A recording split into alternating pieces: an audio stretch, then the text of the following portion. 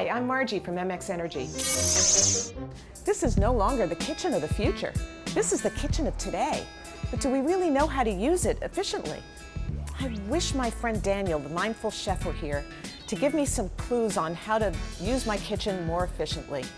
How did she do that? Hi, Margie, how are you? Wow, glad you could drop in.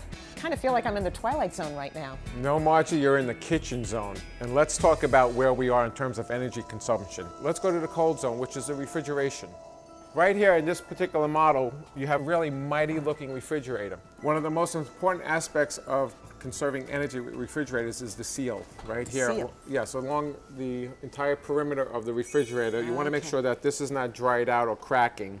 And if so, that can be replaced at minimum cost. The next thing to do is not to do refrigerator gazing. You come up into the refrigerator, you look into it, you're staring at it, and the hot is attracted to cold. So that means every time you open this, hot air is going to go into the refrigerator, and it's going to bring the internal temperature down. Okay, so when I'm standing there saying, what am I going to make for dinner tonight? Right. I'm using up energy. Right. So if there are gaps where you don't have food, you want to put a bottle of water or something that contains water, and you want to fill that up with something called a thermal mass. And the compressor will not know to turn on because that area will not be compensated with air. So an empty refrigerator uses up more power than... It's very inefficient. Interesting. I know Energy Energy Star right. products. How much energy do you save with an They Energy say Star? it's about 20 to 30%. Right. And that's probably your best place to start is by purchasing an Energy Star product, and then don't keep an old refrigerator That's the mistake everybody makes. Right, they take the old refrigerator and they put it down in the basement. Right, it goes down into the basement and, and you have accomplished nothing. On the freezer side, and that's where something like this comes in, and you would freeze water now. Now this does a couple of different things. This becomes a thermal mass as well and takes up air voids in the freezer.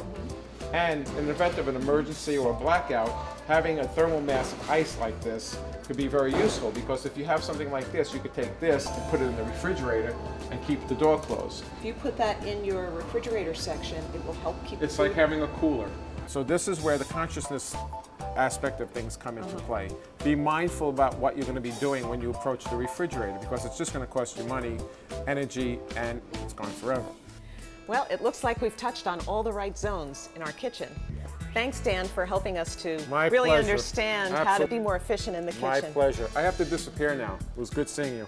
Thanks for popping in. Thank you. Bye-bye. For more tips on energy efficiency in the kitchen zones, check out our videos on the hot zone and the wet zone.